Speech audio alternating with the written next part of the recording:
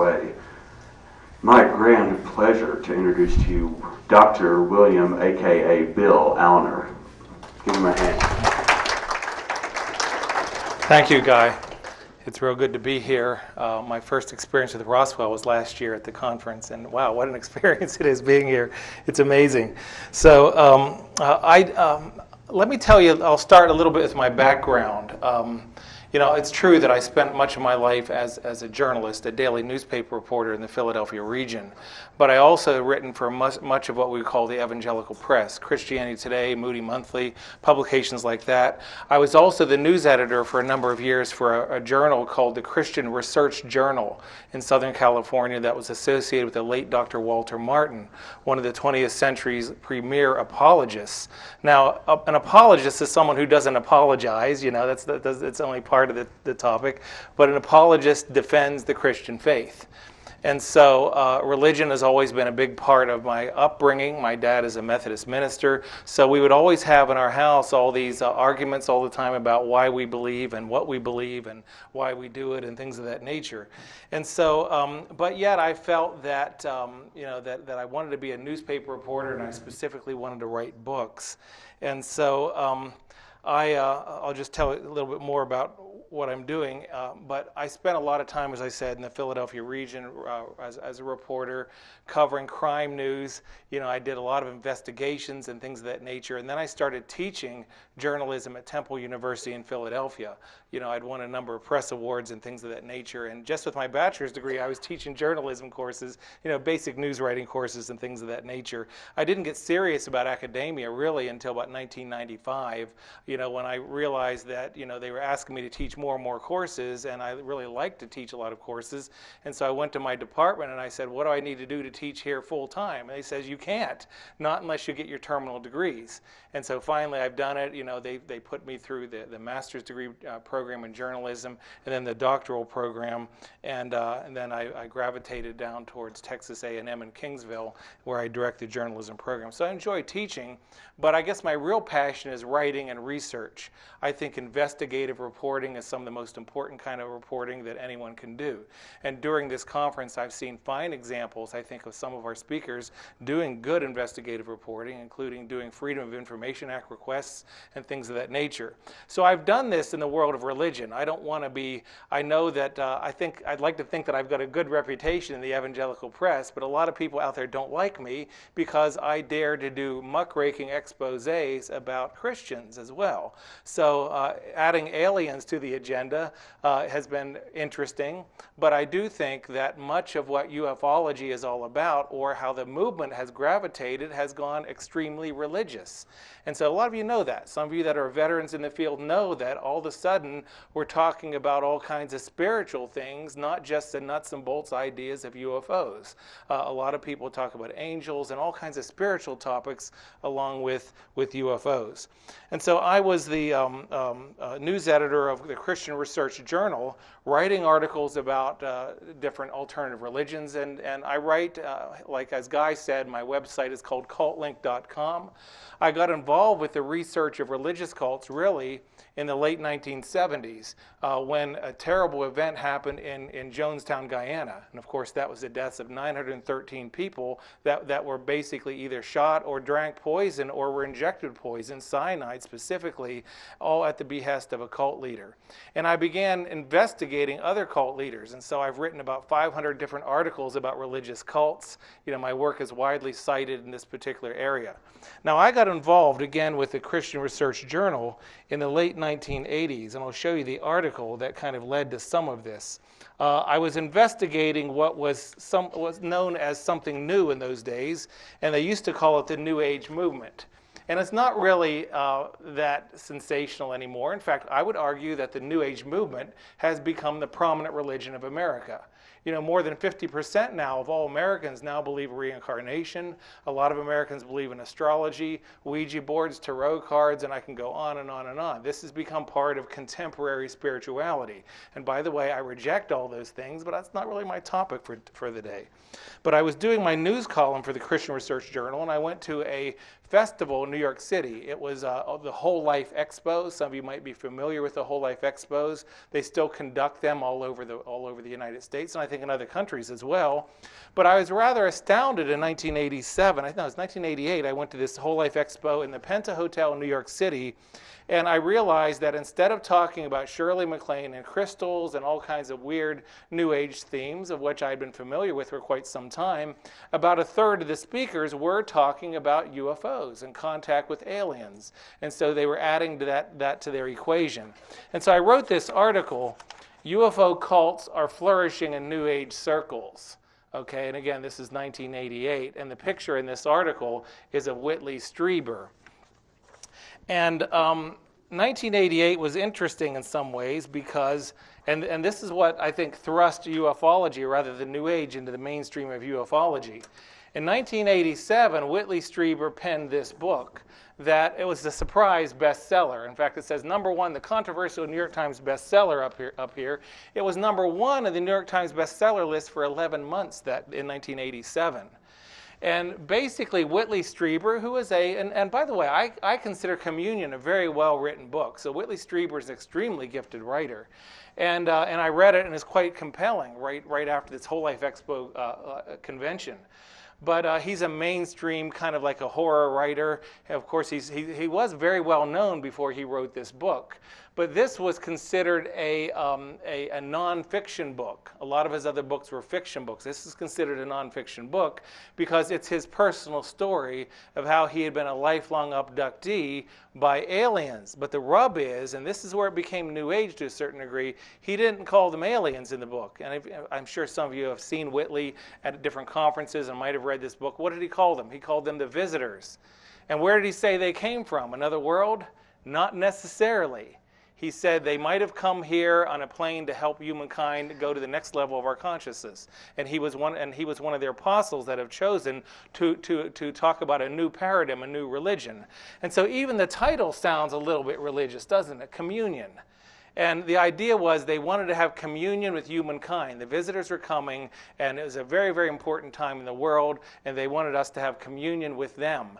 And so I think it's personally speaking, a very dangerous book, because he basically tells you how to invite these entities, and he repeatedly says he doesn't know who they are and where they're from, and they did all kinds of things to him. They did these operations that we've heard about during this conference, and a lot of you are familiar with that. And they terrorized him. He almost had a nervous breakdown and things of that nature. But yet he tells us in this book to trust them totally. And so the New Age movement did exactly that. Everyone wanted to talk about aliens and UFOs from that point on. And really, ufology, has become a major portion of the New Age movement. Now, in my first book on UFOs in the New Age, I don't have any back at my table right now, but this came out in 1992. I talk about how the history of ufology, how it all developed since the modern era of UFOs began in 1947 when Kenneth Arnold spotted these silver discs flying above him in his private plane near Mount Rainier, Washington. But I also talk about how ufology in many ways has become big business. And of course, you all know what's the major industry arguably here in Roswell. Well, it's flying saucers. That's the major industry here. At least visibly it is. Now, I know it's a big dairy area, but in some circles, there's a lot of money to be made from UFOs. But Guy isn't making any money off UFOs, and different people aren't, things of that nature. But there is a lot of money. People are just fascinated by it. Now, I'm going to tell you a little bit about that, and then I'm going to tell you about a number of other things, including from their own words. What are UFOs teaching? Is there an alien agenda? But the first thing I wanted to say, I think, is that, and it has a little bit to do with UFOs being big business. I wanted to put something on the overhead right now. In fact, I will. But this is a famous woodcut from my field. I'm in the communications field, and so my approach, again, is going to be different than some of the other speakers here today. I'm also coming from, I guess, partly a theological perspective as well, but I'm going to stick, as Guy said, to pretty much straight reporting. But this was a woodcut, and of course, photography really didn't begin in newspapers until the 1920s, and photography really didn't get real well known really until the Civil War. and we don't really have any photos before that time. It was a long time developing of things of that nature. But this woodcut, they used to put in newspapers illustrations. Artists would do things, and they had to engrave it in wood, and then put them on the presses, and then print the newspaper. But this was in probably New York City's most famous newspaper of all time, and it isn't the New York Times, now it may be, but this was in the New York Sun in 1835. And this is known as a Great Moon Hoax. And this was front page in New York Sun. And basically what this is, and I know it's a little hard to see for some of you, but this is supposedly what an astronomer saw through a brand new telescope in Africa when he fixated the telescope on the moon. And again, it was a hoax all the way. But basically you have people flying around here with bat wings on. He called them bat people. And you have, if you look over here, you see a unicorn. And you find all kinds of strange creatures walking around and pools up there and things of that nature, and then waterfalls. And basically, it was a sensational story, and it went on for days and days and days. And what happened? People flocked out from the New York City area and kept buying as many copies of New York Sun they could. They couldn't get enough of it. And so this is part of the lure of UFOs. And part of what I do, particularly in my field, mass media communications, is to study the effects of the media on society. By the way, my dissertation was on the role of plagiarism in religious formation and in the contemporary religious media. So that's another story in and of itself. So a lot of speakers here, and again, my approach is different in some ways because I do a lot of things. You know, my first book was on Bible prophecy, Soothsayers, the Second Advent. And then I wrote about UFOs in the New Age in my second book. And then my third one was on near-death experiences, which is by the way, very closely related to ufology. So there's a lot of parallels with the talk of angelology, near-death experiences, and so on and so forth. And then my latest book, which I have on my table, and I think it's in the front here, is UFO Cults in the New Millennium. And this really came out of my knowledge of cults and the fact that my first book on UFOs, I mentioned a little group known as a Bow and Peep UFO cult. You know, I devoted about 5 or 6 pages to it because they were kind of a footnote in the 60s and 70s, but that group later gravitated into becoming the infamous Heaven's Gate group. And so when they committed suicide in San Diego, 39 people killed themselves because they claimed that there's a flying saucer coming behind Hale-Bopp Comet, and they had to shed their containers, and they would wake up aboard a UFO. I wrote about that, but when I wrote about like the theological beliefs of the Heaven's Gate group, I was talked into doing a quickie book on other dangerous UFO cults. And this book, my latest one, talks about a number of UFO cults, and some of which have committed murder, and some of which are very, very dangerous. In fact, I consider all of them very dangerous, and I would not be surprised if there aren't more things like a Heaven's Gate disaster that happens sometime in the future. So that's a little bit where I'm coming from. But again, I think that ufology has become a major part of our culture, a major part of our society. But as a Christian, I was quite challenged by it. By the way, my 2 books in UFOs were published by Baker Bookhouse, which is one of the mainstream evangelical publishing houses. So I really, I pride myself in doing good research. My approach is different also from other speakers in this conference to a certain degree, is that I don't speculate very much. I'll just give you the facts. I think all the speculation I'm hearing during this conference is great. It's not fun hearing about that, but I'm not going to write about that kind of stuff. It's just too far out, and I'm not criticizing it either. But I'm saying that my approach is that of a journalist. I traveled in the commission of this first book on UFOs more than 20,000 miles. I hung out with all the contactees, all the UFO writers. I went to UFO conventions all over the United States, and that's the way I do work. I don't think that journalism, the state of journalism, is that good in the United States today, although it's better here than in most other countries, and that's one of the reasons I teach journalism. In fact, I direct the journalism program at Texas A&M in Kingsville, which is just south of Corpus Christi. It's too hot there, but I teach it there, and one of the reasons I feel challenged to teach journalism is that I feel that there's too much bias, that's gotten into the media today, and so I teach my students to pick someone they don't like and go interview them. I want to try to do what I can to make journalism better, and so that's kind of how I got involved in academia, and I'm enjoying South Texas, but I've lived in the Philadelphia region most of my life. But when we talk about the Great Moon Hoax, there's a lot of things that are interesting about it. I'll just read you a quote from a newspaper. It's a well-known magazine. I've got to dig it out here, but it's called the Smithsonian magazine. That's a mainstream magazine, and they devoted a little bit of space one time to the Great Moon hoax. And again, this is the most infamous hoax in journalism history. And the writer John Wiley says this: "Many people, I suspect, want the aliens to arrive for the sheer excitement and for the disruption of the routine of daily life. We have a history of yearning for alien life. The popular response today to movies about lovable or at least benign aliens seems a little different from the excitement of newspaper readers in 1835 over a phony report that Sir John W.F. Herschel had discovered bat-like people living on the moon. The hoax could not have lasted as long as it did unless people wanted to believe it."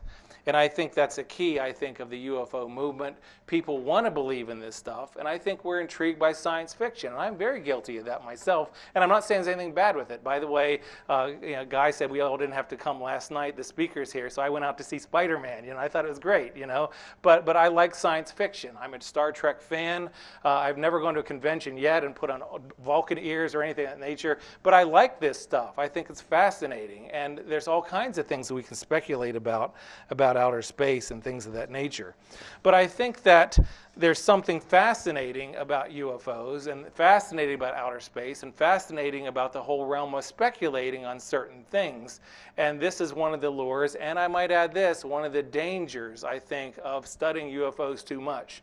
And that's why I tend to be in the UFO movement, but yet I do a lot of other things on the side. I was a pastor of a Calvary Chapel in the eastern Pennsylvania area from 1996 to 2000. Again, I was a newspaper reporter, and I do all kinds of other things deliberately, because I think if you immerse yourself in this stuff all the time, it leads to a breakdown in your reasoning facilities. And again, I'm not saying this to disparage a UFO movement. I think it's fascinating, and I think what Guy is doing here is great. These conventions are really great. But sometimes people get way out of balance because this is their obsession. And that's part of, I think, the demonic element to, I think, the UFO movement in general. And again, I don't use that word lightly, and I'll tell you what I mean later, because I think that much of what the UFO movement is about spirituality. But the Bible also warns us in 1 Timothy 1:4, it talks about people that just get obsessed with following like rabbit trails, we would call them, or the Bible would say endless genealogies. And I think that some ufology can kind of lead into that kind of thinking. And also the book of Jeremiah talks about how the Israeli society at that point was obsessed with all kinds of conspiracies. And again, part of my doctoral work had to do with history, and it's amazing how many people were so obsessed with conspiracies and all kinds of ideas right prior to the American Revolution. And many of these conspiracies that people believed in were just not accurate at all. So I guess I'm kind of starting out with a warning to a certain degree about the dangers inherent, I think, with too much of an obsession with UFOs. But you could say that with anything. Another community that I really associate a lot with is the evangelical anti-cult movement. I speak at most of their conferences. I was the executive director in the mid-1990s of Evangelical Ministries to New Religions, and it's just a bunch of cult busters getting together. And I see the same kind of dangers in that field as well. Some people, they know everything about every false religious system. Mormonism, Jehovah's Witnesses, Scientology, but they're not balanced with other parts of their lives. But to get back to what I was saying about the lure of UFOs is that a lot of it is driven by Hollywood, and we all know that. I definitely like science fiction, and anytime a science fiction movie comes out, I'm going to see it. But that's kind of the way I am anyway, since I do watch Society. And as I pointed out the other day, Spider-Man 2 opened up to the highest one-day gross of any opening in any movie history. And I thought it was better than Spider-Man 1, but what I have in my hand here is an internet site, and there's a bunch of them there that follow the entertainment industry. And this is entitled the Top 50 All-Time Highest Grossing Movies. And out of the top 10 movies, 8 of them are on science fiction, and a lot of them deal with UFOs. And out of the top 25 movies, a lot of them deal with UFOs. And so it's quite startling just how powerful this movement is. It's worked out for me to a certain degree, because when my first book, UFOs and New Age, came out, it quickly went into a second printing, because about the same time, the X-Files came out on TV and sightings. And so there was a spike, really, in the mid-90s, early 90s over UFOs that's continued to this day. But of course, the number one movie of all time was Titanic. The number 2 movie is Star Wars. Okay, science fiction, it's about aliens and things of that nature, put in a different perspective. E.T. was number 3. Star Wars: The Phantom Menace, number 4. Number 5, Spider-Man. Number 6, Jurassic Park. Number 7, The Lord of the Rings. And here's the second one wasn't UFO. Number 8 was Forrest Gump. So you have movies about fantasy, science fiction, UFOs, aliens, really among the top movies of all time. Number 14, in case you didn't know, is Independence Day. Number 16, The Empire Strikes Back. And some of the films that are among the top films in history are real close to science fiction themes. Such as Men in Black, by the way, is number 24. And Signs, number 34. I mean, that was about aliens. That was, and so you have really, and again, I'm illustrating the point, there's a lot of money to be made in UFOs. And you don't have to go very far from this particular hotel to see that, particularly here in Roswell, the UFO capital of the world. Okay, so I'm going to wind more into how I got involved with this, and I'll tell you what my conclusions are. And again, my conclusions are not speculative. I'm going to be citing these people word for word, line by line. And when I talk about these people, I'm talking about contactees. The reason I did this book, and of course it did stem out of my article, UFO Cults Are Flourishing in New Age Circles. Baker Bookhouse saw this article, and they were fascinated by it, and so they were really open to doing a major evangelical book on UFOs. And so I got a quick contract, and they gave me a cash advance, and it took me about 1.5 years to put this book together. And again, I did a lot of traveling and things of that nature. But my approach from the beginning was, I don't want to reinvent the wheel, because there's a lot of good UFO researchers out there. But when you start looking at UFOs from a religious perspective, what is the religious message? There was precious little written on the topic back at that particular time. But it's, again, the title, UFOs in the New Age, and then there's a subtitle, and this is kind of the key to my approach, at least with this. Extraterrestrial Messages and the Truth of Scripture. Now, I was telling this story the other day, but I'm almost 50 years old now. But when I was a kid, when there were tornadoes roaring through the American Midwest, we would hardly ever get a picture of it, right? Some of you are older and know that's true. Today, whenever there's a tornado that comes down, we get it on videotape almost every time. It's amazing, some of these recent shots on tornadoes. But back then, all we had was all these little fuzzy pictures. They didn't have video cameras. People would snap a shot of them on occasion and things of that nature. And I realized that since 1947 to the present, which again is considered the modern era of UFOs, the quality of photographs of UFOs hasn't changed at all. Where if you look at twisters, the quality has really gone up dramatically. So this illustrates to me, I think, the nebulous, meaning like fuzzy nature really of the whole phenomena. I wrote an article. See if I have it up here. It was for the SCP Journal. A lot of you might be familiar with the Spiritual Counterfeits Project at Berkeley, California. And I wrote 2 articles. They devoted a whole journal to this topic in the, the early 1990s. 1994, I think it came out. Alien Encounters, UFOs in the Realm of Shadows. And quickly in my research, I realized that UFOs in many, many ways is from the realm of shadows. We've heard stories, during this weekend, and again, I'm not going to rehash what other speakers have said, but some people didn't know they were abductees until much later. It had to be pulled out of their memories and things of that nature. It's part of the makeup, I think, of ufology in general. And it's almost like the X-Files. I'm sure a lot of you, being that you're here at a UFO convention, have been avid followers of the X-Files. Right when they find out, Scully and Mulder, they find out the evidence that really shows that UFOs are real, that aliens are real. What happens almost at the end of every show? It's frustrating, right? The evidence somehow vanishes. It's amazing, but that's really the way this phenomena is in many, many ways. And so I was mindful of that very, very early on in the research. And I said to myself, what do we have as a journalist that we can look at that no one can argue with? And I quickly came to the conclusion is that no one could argue with the fact, at least the claims, that people were receiving messages from aliens, right? I mean, no one can really argue with that. There's all kinds of books. You can go this weekend in Roswell to different people that claim that they've been told certain things by UFOs, and some of them have written them down. There's entire books written about channeled messages from outer space. and I'll cite some in just a minute. But I decided that, well, we have thousands of these messages, okay, that claim to have come from the so-called space brothers or the visitors, including some of what Whitley Strieber wrote in his book. We can at least put those to the test. And again, I'm a secular journalist, but again, I'm also a Christian. But I thought a good approach, especially writing for an evangelical publishing house, would be, how do these messages compare with Scripture? How does it really compare? I mean, is there something to this? Are we being told the truth from these space brothers? Just how does it compare with Scripture? Now, at a UFO, actually the Whole Life Expo in New York City back in 1988, I met Brad Steiger. I think a lot of you know who Brad Steiger is if you've been in this field for a while. He's definitely a New Ager, but he's written 110 books. And by the way, his real name is Eugene Olson, and he's from Iowa, but he's taken Brad Steiger on as a pen name.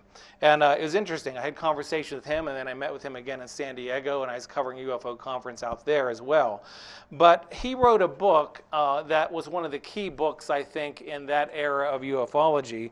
It was called The Fellowship. Okay, and basically he called it, this is the Space Brothers Apocrypha. And his approach was like mine to a certain degree. I mean, he does have a background as a journalist, but he went all over the world talking to contactees worldwide. And some of them had written down their messages that they allegedly had received through the Space Brothers. By the way, how do they receive these messages? Usually through telepathy, or usually through channeling, or things of that nature.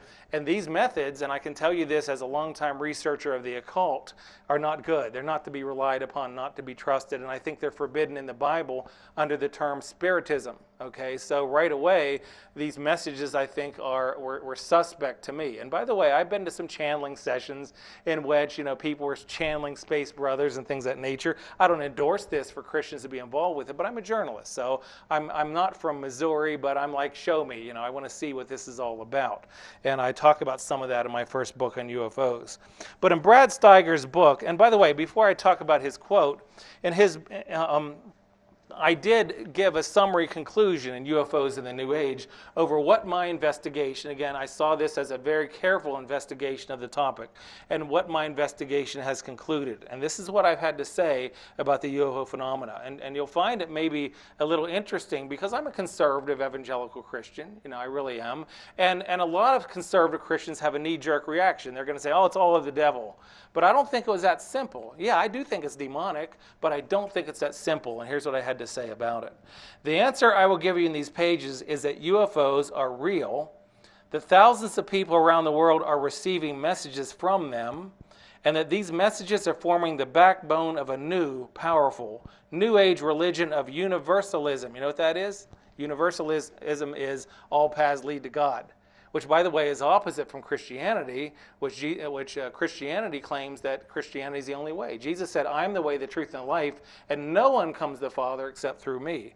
So universalism is what being taught is being taught through these messages. Let me go on a little bit further. A religion of universalism and fellowship with entities. Many identify as aliens. Everyone is welcome in this powerful new movement, they say, but their messages make apparent that not everyone is welcome, but only those who go along with their New Age plan. Now, back when I got started with this in the late 1980s, it wasn't just Whitley Strieber's book, Communion, that really made an impact. Also, that same year, in 1987, one of the major networks, I think it was NBC, decided to put a mini-series on. A lot of you might have seen that if you're following this topic this time. It was called Out on a Limb. It was Shirley MacLaine's story of her forays into occultism. It was kind of fascinating, and I'm very much a critic of what she has to say, but it's basically how she got involved in New Age occultism, and it talked about spirits and channeling and her guides and pyramids and astrology and Ouija boards. It gets into all these topics, and her spirit guides especially. And then at the very end, as she's in Peru, she's trying to figure out what has put all this together. And she looks up in the sky, and there's a big UFO that buzzed overhead. And then she kind of put it all together that UFOs are an integral part of this whole thing, the whole New Age. And so it was just Whitley Strieber's approach and also Shirley MacLaine's approach that brought it all together. And so since that point to this present day, you can see how like the New Age theology is very much tied in with much of ufology. Now, I'm not saying that all ufology is bad. I'm not saying that at all. We've had some speakers during this convention that talked about the Mutual UFO Network, and I was once a member of that network. I'm going to rejoin sometime in the near future, but they're all about studying this phenomena from a scientific perspective, and I think that's really good. And by the way, if you are involved with MUFON and try to bring in some channelers and start channeling aliens, you're going to hear about it from, and maybe even kicked out, okay, from the higher echelons of MUFON. Joe Jordan will tell you that and things of that nature. It's just not considered scientific, and it's not. You can't trust channeling. You can't trust astrology. You can't trust all these things. They've been proven false. And the only thing, from my perspective, spiritually, that you can trust is a Word of God, the Bible, but also a biblical prophet. A biblical prophet is never wrong. And in fact, Deuteronomy says that if one prophesies and it doesn't come to pass, take him out and stone him. So really, those are the things you can trust. You can't trust these New Age means of arriving at truth. And some of them are absolutely ridiculous. I was into the files of University of California at Santa Barbara, where Gordon Melton, the religion expert, works. He's also a ufologist. He does a lot of other things like me, but he was showing me some of these files and channeling in which there are people today that claim that Elvis is still alive. He's aboard a spaceship circling the planet Jupiter, and if you pay them money, you can get some of his channeled songs from outer space. That's how ridiculous it's gotten. You've been to some of you might have been to some wacky UFO conventions, but people walk around with pyramids in their heads, and they'll sell these things for like $100 or whatever, even more today. So it's amazing just how people will believe anything, under the guise of religion. Okay, well, let me go further. Let me talk about, again, I mentioned Brad Steiger's book. He wrote a book called The Fellowship, and he summarized in the introductory chapter on the issue of, is there an alien agenda? Brad Steiger says, yes, there is an alien agenda. I say, yes, there is an alien agenda. But he kind of wrote it out, his summarization. Again, Brad Steiger is not a Christian. He told me in one of our talks, however, that he comes from an evangelical Christian background, but he kind of rejected that. But he does kind of consider himself a Christian, but he, as we'll see later, he redefines the term Christ, he redefines biblical terms and things of that nature. But he's, in putting forward a statement about what the contactees believe, and I'm sure you won't know who contactees are, the people that claim to be in touch with aliens, usually telepathically or other means, including automatic writing and things of this nature. And he told me and he writes what the alien agenda is. And here's what he writes. Contactees have been told that the space beings hope to guide Earth to a period of great unification when all races will shun discriminatory separations and all of humankind will recognize its responsibility to every other life form existing on the planet. Sounds good so far, doesn't it? I love and peace and getting together. It's almost like what Jack Nicholson said in Invaders from Mars. Can't we all get along, And then he goes on to say this, and to me this really rung a bell, and I ran into this very, very early in my research, and it kind of frightened me a bit. And he said the space beings also seek to bring about a single solidified government which will conduct itself in spiritual principles and permit all of its citizens to grow constructively in love. And I began seeing from that point to the present that if you talk about alien messages, they do talk about a new world order, a one world government, leaping up to the next level, okay, the age of Aquarius, and pulling all of the world together under one kind of leadership. Now, why did this startle me a bit?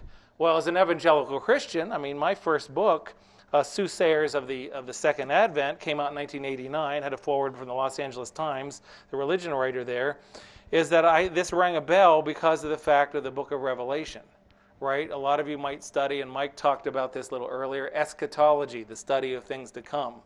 The Bible definitely teaches, okay, that there's going to be a time in the future called the tribulation time period, it's referred to, in which the world will be under a one world government. Okay, that will ultimately fall into the hands of a very, very evil man that Christians call the Antichrist. The Bible calls him the beast. Okay, and to me it was interesting that, and by the way, when you study Bible prophecy, you will find that the Bible talks about this many, many places, all the way back to the Old Testament and all through the New Testament. It's just not in the book of Revelation. And I'll be quoting a few scriptures a little bit later. But one thing is common about this new era. The Bible predicts about the dispersion of the Jews throughout the world.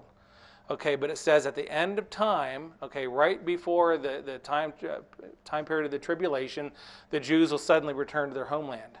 Now, did that happen, folks? Yeah. 1948, Israel became a nation again. So this kind of startled me. And in fact, it talked about how Israel in the latter times will be like a trembling stone, that every nation that comes up against it will find itself out in the cold. But it talks about a time period when all the nations of the world will be against Israel. Is that happening today? I think so. The United States still has support for Israel, but not many other places still do. And I might say this, I think our support for Israel has wavered quite a bit in the past 10 years or so. And so I think that this will continue. So I saw this. I began to look at UFO contactee literature in light of Bible prophecy, and I found it very, very interesting. Now, there's mention, Guy mentioned a little bit earlier, and again, a lot of my work has been on UFO cults. We talked about the Raelian movement a little while ago. That's the famous group that is trying to clone human beings. And by the way, I think that's a big hoax. There's a lot of hoaxes going on in UFO circles, and especially UFO cults. But in studying the literature of the Raelian movement, and I talked to these people in New York City and things of that nature, and I'll read you a few quotes from what they have to say. Well, I don't have it right here. But they talk about, let me see real quickly. I think I do have this here. But they talked about how the number 666 doesn't represent an Antichrist leader, as the Bible says it does. And the Raelians talk about how they need to get 144,000 people together. Where does this come from? The 144,000, and again, I'm not going to go too far into Bible prophecy right now. That's one of the themes of next year's conferences here. But 144,000 are a number of Jews that will surface during the tribulation time period that will begin preaching the gospel of Christ. And I find that so many UFO groups feel that they're part of the 144,000. Also, Brad Steiger, who I just quoted, talks about the 144,000. Okay, he says this, and this is from one of his books. I have it in my footnotes. I'm not sure which one of his books it is. But he talks about, he says, in this forthcoming spiritual cycle on earth, man is to experience the second coming. Okay, mankind should do everything in its power to move into the new age. And then Brad Steiger says this, one of these greater things is for a minimum of 144,000 in Christ consciousness and in their lighter etheric bodies to help lift and transmute earth and all forms upon it, including mankind, from the third dimensional frequency, physical matter, he says, into the fourth dimensional frequency form, which he talks about, the spiritual form of light body, which Jesus demonstrated after his crucifixion. Now, this really concerned me because, first of all, he's tampering with the 144,000 concept in the book of Revelation. Who are the 144,000? The Bible clearly says who they will be, 12,000 Jews from each of the 12 tribes of Israel, equaling 144,000. Now, he's changing this and not making them Jews anymore. But what he also changes here is that the resurrection of Jesus Christ. He claims that when Jesus Christ was resurrected from the grave, that he became a light body. Okay, which is a serious issue, folks. I think anyone that begins to tamper with the resurrection of Christ is in great spiritual danger. And I've been praying for Brad Steiger ever since I got to know him. I haven't talked to him in a number of years, but he's tampering with the physical resurrection of Jesus Christ. Paul said that if the resurrection hadn't happened, our hope would have been in vain. And that's one of the things that Paul says about it. But also, he's warping the idea of the second coming of Christ. The very, very last thing that Jesus Christ said when he would return is that he would return in the same way he left. And how is that? From the sky. I mean, he ascended into heaven, and he's going to come back in the same way. In fact, during Jesus' trial, he was very muted about what he said. He really didn't defend himself very much, but at one point he says, yes, and you'll see me coming with the clouds of heaven in glory, is what he said when they asked him if he is really the Son of Man or the Son of God. And he says, yeah, and you'll see me. Zechariah says that, or in fact, Revelation chapter 3 says that when Jesus Christ returns, every eye will see him. Now, some of these UFO religious folks talk about a second coming, but oftentimes the second coming is not the physical return of Jesus Christ, but it's a Christ consciousness that's going to come over the entire planet. So it's something different.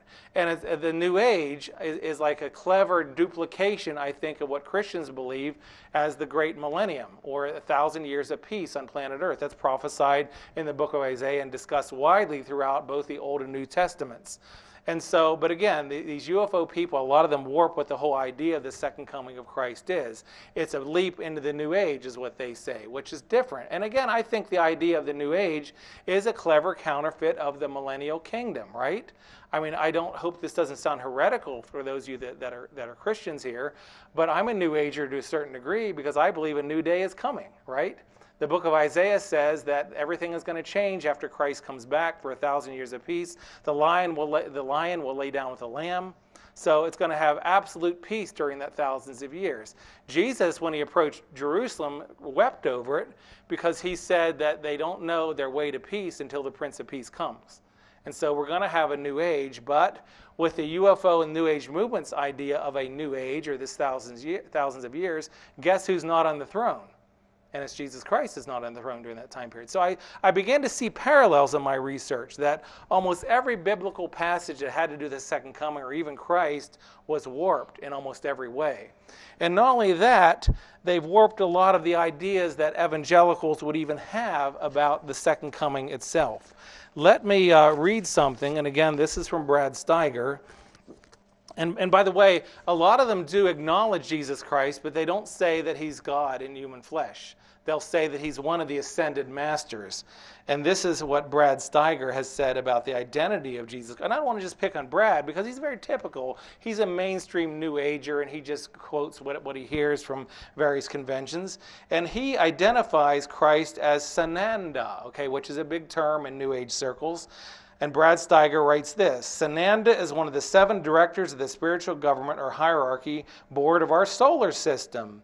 Some of Sananda's past incarnations on earth have been Jesus of Nazareth, Moses, Gautama Buddha, Melchizedek, Elijah, and the head of the groups known in the Old Testament as the Abels and the Noahs. Wait a minute, folks. I mean, Jesus was distinctively different than all the people that were mentioned here. Buddha, Melchizedek, entirely different. Moses, Moses was a leader. Jesus was different. So a lot of them have the identity of Christ totally confused. In fact, all of them do. And but let me read something about real quickly about how they tend to believe things different about the second coming itself. I'm looking at my watch here. But during the past couple years, there has been a crossover series of books that have come out. Some of you might have heard of it, and some of you, I'm sure, have read various installments of it, called the Left Behind series, written by Jerry Jenkins and Tim LaHaye. Evangelical books. They talk about the rapture. The idea is that the rapture is coming to planet Earth, and right after that will be the tribulation time period in which the Antichrist will come and things of that nature. And this is kind of like, I would say that most evangelicals would believe in the concept of the rapture, but it's not that simple. There's a lot of traditions within Christianity that really don't see it that way, but yet it is very, very popular. And by the way, in the Christian realm, some of the best sellers really during the past 50 years have been books about Bible prophecy. So it's a real fascinating kind of topic to look into. But I wanted to tell you, as I start reading quotes about the rapture and what New Age people and UFO people call the cleansing, is that what Heaven's Gate did in committing suicide the way they did it was not really out of the mainstream of some UFO cults. If you follow ufology, as I have done, particularly the spiritual elements of it, there are generally 2 large schools of camp. There is like 2 large camps, of thinking about the end times or a future judgment. Most UFO cults and people that are involved, even in the New Age movement, believe there's going to be cataclysmic changes coming on planet Earth in the very, very near future. Okay, and there's 2 agendas that they follow. One will be the UFO evacuation theory. Okay, UFOs are going to come and take us away, and that's what Heaven's Gate thought they were doing. There's the other school, and I'm not quite sure which is bigger. I think they're about the same in size. Maybe some of you would have some definite ideas on this. I can't quite decide. But the other one is that the UFOs are going to come and help us build a new world. And so you have UFO cults all over the world building landing pads. I'm serious. I'm absolutely serious about this, building landing pads, waiting for the UFOs to come to help us build a new age or a new world and things of that nature. So what Heaven's Gate did is that, again, they were known as a bow and peep UFO cult in the 1960s. They kind of went underground for a long time, and then they reemerged as Heaven's Gate under Marshall Applewhite and Betty Truesdale were their two leaders, and she died some time ago. And then at the end, it was Marshall Applewhite who took over the group. But what they had believed is that the aliens were going to come and take them away, okay? And then when tragedy came over planet Earth, a nuclear war or a pole shift and all kinds of destruction, then the UFOs would bring them back and they would help rebuild planet Earth. And so this is a very, very typical scenario that's being played out by a number of UFO cults in the world today. It's rather startling. But the idea is, why I'm going this direction, is that so many UFO cults and UFO theology believes that we're just like Christians would believe. There's a time of great judgment coming. And this is Brad Steiger again. I'm going to be quoting other people as well. I've quoted him all the time, but I'm going to be quoting others in just a few minutes. But this is what Brad Steiger says about UFOs and the coming time of judgment. Although these paraphysical, multidimensional gods, okay, he claims they're UFOs, and he's using the term gods, little g, although they have always coexisted with us, in the last 30 years, they have been accelerating their interaction with us in preparation for a fast approaching time of transition and transformation. This period, we have been told, will be a difficult one, and for generations our prophets and revelators have been referring to it as the Great Cleansing, Judgment Day, Armageddon. But we have been promised that after a season of cataclysmic changes on the earth plane, a new age consciousness will suffuse the planet. It is to this end that gods have been utilized in the UFO as a transformative symbol. Okay, interesting. Now, another one I'm going to be reading is Alicia Francesca is another one, and she says this. She says, prepare yourself, and this is directly a channeled message she claims she got from her entities. And that she claims they're aliens. Prepare yourself, she said, for the day now closely approaches, and those who are not so prepared must vanish from the face of this your earth. Those who align themselves to the things of the old must surely be destroyed with that age of decay and darkness. So a lot of people that are involved in New Age circles and UFO circles think there might be a great disappearance anyway. That's exactly what Christians believe, except they have it opposite, that the evil people are going to be the ones that disappear. Isn't that startling? And this is mainstream UFO religion, believes in these ideas, a UFO evacuation or things of that nature, or the UFOs coming to help save us from ourselves, pretty much. And to me, that's very, very dangerous. But one of the most dangerous things about it, from my opinion, is that what does New Age religion or UFO religion, what do they think of Jesus Christ? Interesting subject. And I kind of alluded to this, and I'll quote this early article I did, really, in 1988, UFO Cults Are Flourishing in New Age Circles. I was talking about the Whitley Strieber phenomenon there, and I ran into the topic of abductees and contactees and things of that nature. And Whitley Strieber claims to have been an abductee and even a contactee at this point. He's very, very active in UFO circles. But I ran into a man by the name of Stuart Goldman that followed Whitley Strieber around for a couple years and read all of his books. And he wrote a manuscript about Whitley Strieber's experience. And he says this, in looking at the backgrounds of UFO abductees, it quickly becomes clear that almost to a man, they have some background in New Age or occultic beliefs. Interesting. Studies show that there are very few practicing Christians or Jews among UFO contactees. What could this mean? Are the aliens racist? Or does this rather indicate something about the belief systems of the abductees themselves? I think the answer my research has shown has been the second conclusion, that the movers and shakers, I think, in the UFO religious aspect, always dabbled with the occult first, something that the Bible specifically condemned. You know, they, as one of the speakers said during this conference, if you want to see a UFO, they'll make sure you see a UFO, you know. A lot of them are involved in astrology, Ouija boards, tarot cards, and on and on and on. And then the next logical step with UFOs. And we saw this with Shirley MacLaine as well. Eventually it led to UFOs. And so a lot of people get involved with new spirituality, as we now call it, and it'll lead into UFOs and channeling and things of that nature. And by the way, channeling of spirits is specifically condemned in the Bible, I would say about 40 times. Really, it's specifically condemned many, many times, over and over and over again. But getting back to what I was talking about, I don't know of a single evangelical Christian, okay? We're talking about, a lot of people claim to be Christians, but I'm talking about those that really stand on the Bible, God's Word, okay, that have become contactees.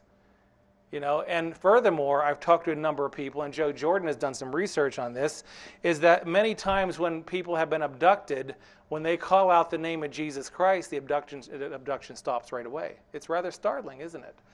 So let me get into an ancient book, the Bible, and let me tell you about a few other things that I saw that really made me take this phenomenon very, very seriously. My style is not to be an evangelical preacher. I was the pastor of a church for 4 years. I mean, I enjoyed preaching.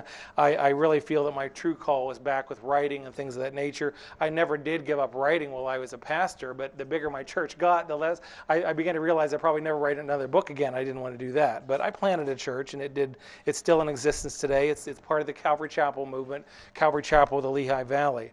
But I don't know how many of you are familiar with the biblical text, but the longest discourse really in the Gospels in which Jesus Christ talks about the signs leading to his coming or the end is called the Olivet Discourse. It's found in Matthew 24, Luke chapter 21, Mark chapter 14. But the longest one of these three, and again, they don't contradict each other at all. It's just one might have details in the other doesn't, things of that nature. But it's Matthew 24.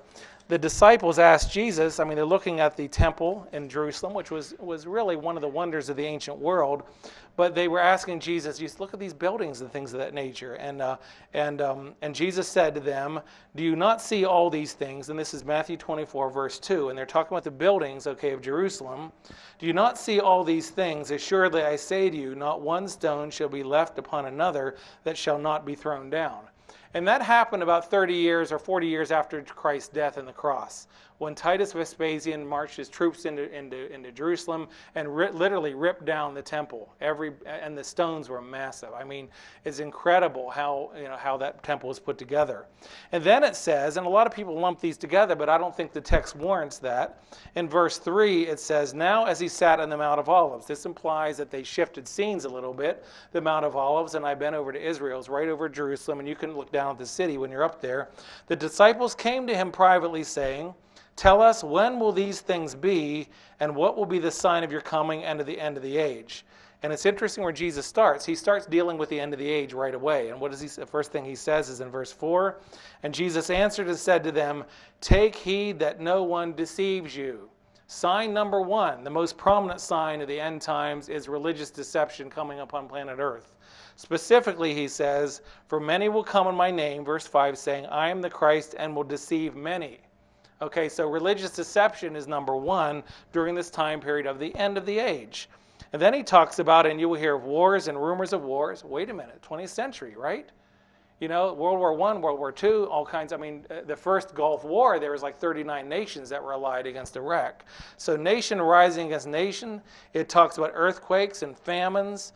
And then he says, these are the beginning of sorrows.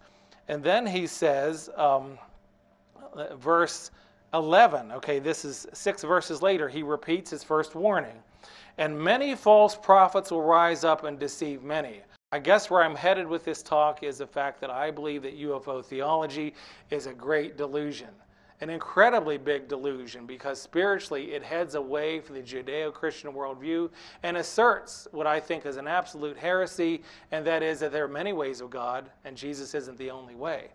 Okay, and then he goes on talking about persecution coming, and then he repeats it again in verse 23. Then if anyone says to you, look, here is the Christ, or there, do not believe it. For false Christs and false prophets will rise and show great signs and wonders to deceive, if possible, even the elect. Now, last week, Reverend Moon of the Unification Church declared himself the Messiah. He always did, but he held an official coronation ceremony for himself, calling himself the Messiah, which the Messiah means the Christ. Now, Marshall Applewhite of Heaven's Gate, who did he claim to be, folks? He claimed to be Christ. This Asahara, the guy that, the Japanese cult leader, okay, they bombed the Tokyo subway system, 12 people died in that, and actually what he wanted to do is he was following the scenario of Isaac Asimov's Foundation series of UFO, I mean, they're dealing with aliens and futuristic books, and he thought that if he started Armageddon now, that he could result in saving a lot more lives. But he, in Moscow, declared himself Christ. There's a pattern here. Reverend Jim Jones declared himself Christ. Claude Vorjohan of the Raleigh movement declared himself Christ. And so what I'm trying to say, there's a lot of people, not just cult leaders, but UFO religious people that are warping the idea of Christ, and many of them claim, in fact, to be Jesus Christ. Exactly what the Bible said was going to happen.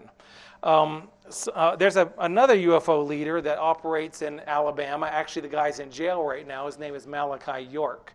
The ancient mystical order of Melchizedek, actually, he's in jail for child molestation and things of that nature. He claims he was planted here on planet Earth in 1972 when Bennett's Comet came, and he's actually from another galaxy, is what he said. But he's in jail right now, but he claimed to be the Lamb of God, the absolute Christ on earth. And so this is a pattern, folks, massive religious deception. And in my book, UFO Cults in the New Millennium, I talk about a lot of religious organizations that claim to be Christ, claim to have a leader that claims to be the Christ. Or if they don't claim that, one of the ideas of the New Age is that God is within us, which I think is wrong. I think biblically it's a wrong idea. That's pantheism. That's Hinduism, folks. Okay, the Bible teaches that humankind is separate from creation. Okay, that we will never become Christ. We may live forever someday when we're resurrected and go to heaven, but we will never be in the same level of Christ. And by the way, some of the other religions that wouldn't be considered UFO religions, but Mormonism kind of teaches this too, to a certain degree. Okay, that Jesus Christ they call as our elder brother, and he's Lord over planet Earth. When we die, we'll have our own planet, and we'll be able to rule over that planet as well. So again, I'm not going to go into any rabbit trails about what other religions believe and things of that nature. But what I'm trying to say is that the theology behind UFO religion is diametrically opposed to Christianity. Now I'm going to read a few quotes that UFO people attack Christ's words and his mission. And this is from page 178, a contactee by the name of Reinhold Schmidt. And he said that that through his contacts that he's been told that people should accept universal laws and truths, and that we should get together for a new age in preparation for the coming of the Master. And who was the Master? Well, it wasn't Jesus, Schmidt said. Okay, in fact, it was Sananda. As I wrote in my book here, almost every channeled message from outer space goes out of their way to attack the person, nature, and work of the historical Jesus Christ. Okay, they especially attack Christ's death on the cross 2,000 years ago to save people from their sins. And this counterfeit Jesus that some of them claim to be channeling always attacks Christianity and always claims that the Bible is not reliable. Okay. Now, Winfield Brownell, a channeling session from Jesus, who was in outer space somewhere in November 29, 1978, said that the early church simply taught ethics, a golden rule, but the church later warped his true teaching and claims that that Jesus is going to be getting a new outpouring of his Holy Spirit that will bring in the new age. And then this false Jesus said through channeling that the Bible was wrong in many places and that he didn't die on the cross. Okay, instead, his mission was to show humankind the truth of reincarnation. Now, a lot of New Agers, and I've seen this in UFO literature all the time, always affirm the doctrine of reincarnation. They always say that reincarnation was once in the Bible, but the church warped it and took it out of the Bible. Folks, that is an absolute lie. They even claim various councils, the Council of Constantinople, or several of the councils in which they claim that happened. Folks, we have the record from all those councils. It never happened. There's no rewriting of the Bible. But yet this is believed really by New Age people, UFO people. No rewriting of the Bible. Hebrews 9:27 says that it's appointed unto man to die once and then the judgment. And there's a lot of other passages in both the Old and New Testaments that talk about that as well. In Daniel chapter 12, it talks about how when people die, some will be resurrected to everlasting life and others to judgment. So this is very much a theme of both the Old and New Testament. No rewriting of the Bible ever took place, and this is even laughable from theological circles. I mean, I went to Dallas Seminary for a couple of years, but this is even it's kind of funny that people would make such an absurd claim. But they make claims like this all the time because their theology cannot be propped up or supported by the Bible, so they pretend that it is, and it really isn't in any way, shape, or form. Okay, the last thing, I could say a lot more. I think I'm almost out of time. How many more minutes do I have? About 5, I think. I can take some questions afterwards. Is that right? I go till about noon, I think? Okay. All right, thanks. All right, let me tell you about... okay, so I'm going to wrap it up real quick, yeah. Okay. Let me just make a few points. Another prominent UFO cult has alleged to take some of the, and he would say that he's not a UFO cultist or runs a religious organization. I would argue with that. A lot of you might have heard of Billy Meyer of Switzerland, right? He's released a lot of UFO photos that look clear, but I think it's obvious that they're fake photos and things of that nature. I'm not going to talk about the evidence there. But he claims that years ago, he claims that he had been in touch with aliens from the Palladian star system, the Seven Sisters and things of that nature. That's kind of what astronomers call it, and things of that nature. And they would pick him up in the UFO, and he called them beam ships and things of that nature, and they would take him different places and show him certain things and teach him certain things. A lot of his teachings were very religious in some of the things that he was saying. Now, he claims that one day an alien summoned him telepathically and told him to be out in a field in Switzerland, and he had something very important to show Billy Meyer. So this spacecraft took him back into time. And right here it is. It's an article. I wrote about this in my 2 articles in the Spiritual Counterfeits Journal. But they took him back into time, okay? And where did they take him? Well, to the 1st century, and these aliens said they wanted him to meet Jesus to find out the true truth of Jesus Christ and who Jesus was. And so his guide was on the spaceship with him, allegedly. His guide's name was Asketh. And he claims that, first of all, Jesus, that really is never his name. And, of course, it wasn't in the Hebrew. I mean, it was Yeshua, but it's been kind of changed, not really changed, but like anglicized into Jesus. But allegedly, this entity who claimed to be Jesus said that his real name was Emmanuel, and he gave him like 5 points, okay, that he should take back to the modern era in the 20th century and proclaim these 5 points to the world. Number 1 was that Judas Iscariot was not a traitor. He was actually his scribe, who he chose to write down the truth about his teachings. Judas was instructed to bury his writings with the hope it would be discovered someday. And by the way, Billy Meyer claims to have dug up this new scroll that gives an alternate reading of the New Testament, an alternate view of the Gospels. And basically, it's like a hodgepodge of New Age beliefs is what it is. And it's been shown to be a fraud and things of that nature.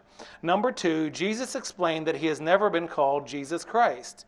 He claimed that he knows he will be called that because his teaching will be falsely rewritten by others to further the religious aims of the Apostle Paul. Therefore, what will be written in the Bible about him will be, quote, deceitful lies. And so again, all the UFO cults attack the Bible. Almost every one of them do that. I don't know of a single contactee that claims that the aliens transmitted a message to them saying that Jesus Christ died on the cross for the sins of the world. You just don't see that. You don't see it at all, ever. You don't see it. Point number 3, this false Jesus told Billy Meyer that he never died on the cross. Well, as Paul said, without the cross, there's no resurrection, and then therefore you have no hope. Number 4, he denied his virgin birth and told Meyer that his father was a man called Isrich Gabriel, who was apparently trained by the Palladians, trained by the aliens. And number 5, he denied that he was the creator or the Son of God. Now, Jesus most assuredly affirmed himself being the Son of God and even the Creator. In fact, in John chapter 8 and chapter 9, people picked up stones because they wanted to stone him, because he said, before Abraham was, I am. Now, some of you that know about Bible scholarship, what's the I am come from? Well, when Moses went and asked, who should I say sent me? And God says, tell them I am that I am. So Jesus, and this is one of the doctrinal points of Christianity. I mean, Orthodox Christians, and I would affirm this, believe in the doctrine of the Trinity. I mean, even though Jesus was the Son, he was also the Father. I mean, I'm making it very simplistic. Don't ask me to explain the whole doctrine of the Trinity. Maybe Mike can, but I believe that 1 are 3 and 3 are 1. But Jesus was claiming to be the creator. Before Abraham was, I am. So it's interesting how that went on. But again, I'm quoting these people, their own words, and my books are filled with their quotations of what they're saying and what they really mean about certain things. And to really illustrate a point that I don't think that anyone should be so obsessed with UFO religion, because it's the wrong faith. It'll guide you into the New Age. It'll guide you into Spiritism and all kinds of things condemned in the Bible. And it'll guide you into danger.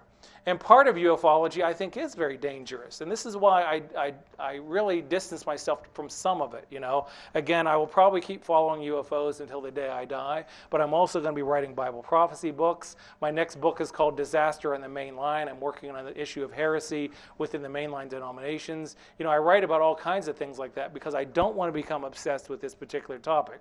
It's also not good for me as a PhD. Some of you have heard this, that some of the people like Mack up at Harvard and David Jacobs of Temple, they've come under a lot of criticism because of so much work on UFOs and things of that nature. In fact, the head of my PhD committee says, Bill, now that you're getting close to getting your doctorate, which I now have, she goes, I don't think it's a good idea for you to write any more books on UFOs.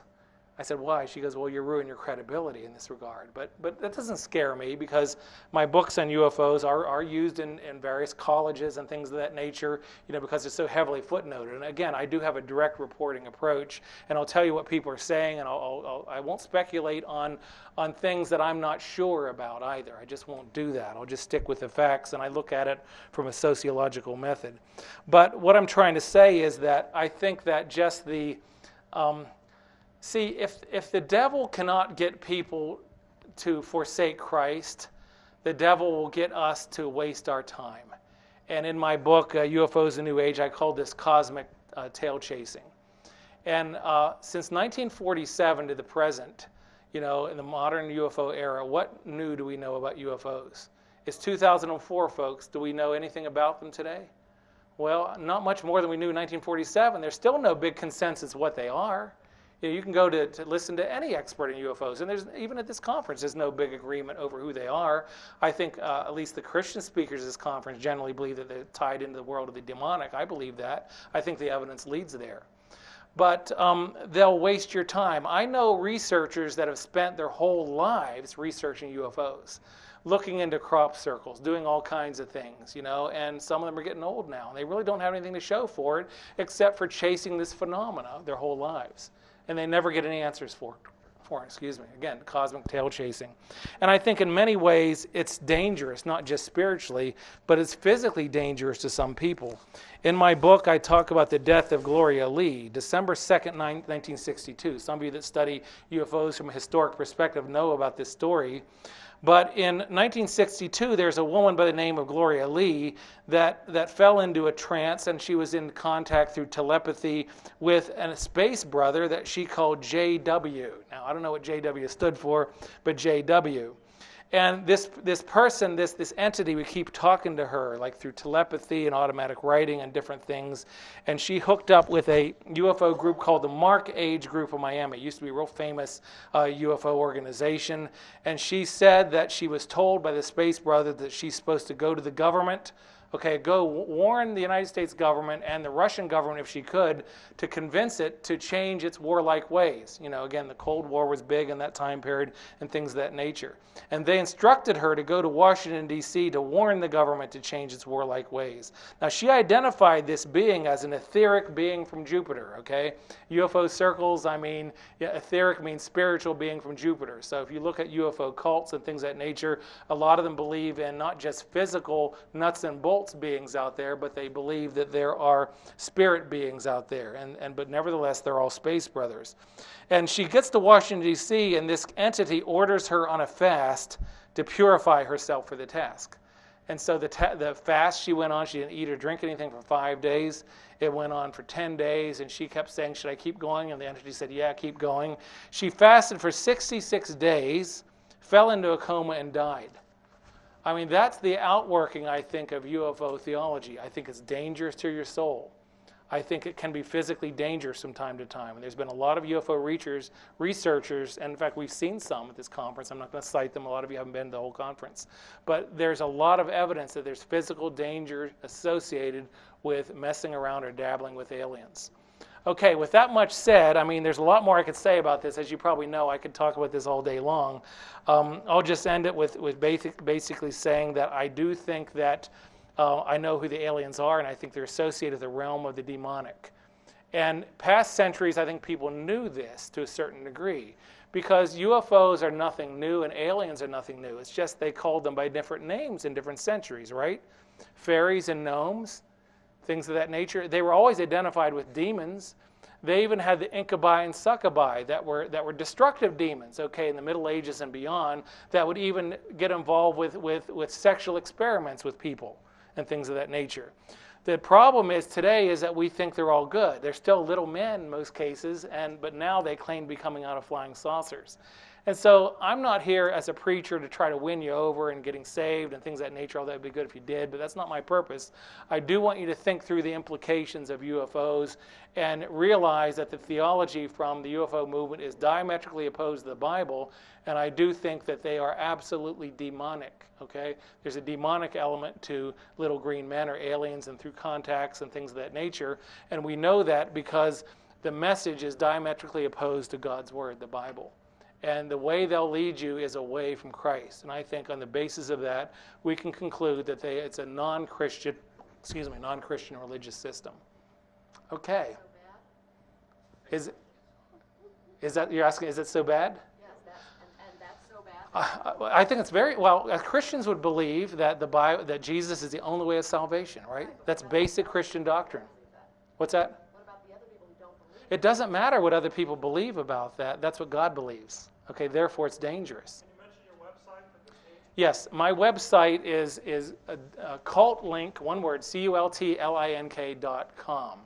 That's an interesting question you raised, though, but that's why, again, as Guy was saying, the conference is open up to all religious views. This is my view on the thing, and to me, this is really bad, because, see, I grieve over people that aren't saved, because if they're not saved, they're not going to receive Jesus Christ their Savior, they're going to go to hell.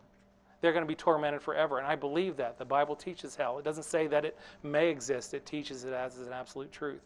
So I think that, especially with a great delusion and people are being lost, and I hate when people are lost. Yeah. Yes? Okay. A lot of Bible prophecy was given to people who received it in things that might be considered, if you didn't cloak it in Christianity, as being channeled. I mean, they got something in a dream from somebody and then they told it. Or John was in a cave and went into a trance and had visions and told it. I mean, if That's you take, not true. Daniel had a dream and told it. Or a vision, whatever, dream, vision, whatever. So what if you take away your belief system that says that that's okay, what's the difference between that and somebody channeling somebody and telling you? The question generally is, what's the difference between someone channeling and divine revelation in the Bible, right? See, Yeah. you have to, your worldview is that that's divine revelation. Okay, But the difference between the kind of revelation in the Bible, okay, I'll be more neutral with what I have to say. First of all, John didn't really go into a trance at all. In fact, as he's writing the book of Revelation, he had a voice right out of heaven saying, don't write that. So it was directed revelation. So in many cases, these things weren't really trances. They weren't channeling sessions. You won't find any revelation in the Bible that was similar to a channeling session at all in the modern sense of the term. So that's the difference. And when Jesus talked about the signs of his coming and things of that nature, he didn't channel this. This is just the truth that he had. So it's quite a bit different. Now, my book, I've been to channeling sessions. I've been to a bunch of them. But I went to this guy, I forget his name now. I forget his name. It's in my book in here. But he claims to have been channeling an entity from Jupiter, I think. And Robert Short was his name. And it's like, and someone from the audience was asking this entity, speaking through the guy's voice, of what he should do about his living and what he should change about his life. And the entity spoke through this guy's voice, saying, "Well, you should move 200 miles to the west." And this man was absolutely flabbergasted and say, "How can I do that? That would put me in the middle of the Pacific Ocean." So what I'm trying to say is channeled sessions and channeled messages from today through New Age and UFO circles have been proven not to be reliable. Now, the test of a biblical prophet has been that everything that's going to be said or that's said in the past will take place in the future, or else it becomes false prophecy. So when you deal with, let's just say, the Messiah, prophecies about the Messiah, there were more than 500 distinct prophecies that all of them came true about Jesus Christ, including coming into Jerusalem in a donkey, gambling over his clothing, including where he'd be born, and things of that nature. And so what I'm trying to say is the Bible talks about the devil as a roaring lion seeking to deceive, and Satan that masquerades as an angel of light. You can't trust these channel messages today where you can trust the Bible. It's got a big track record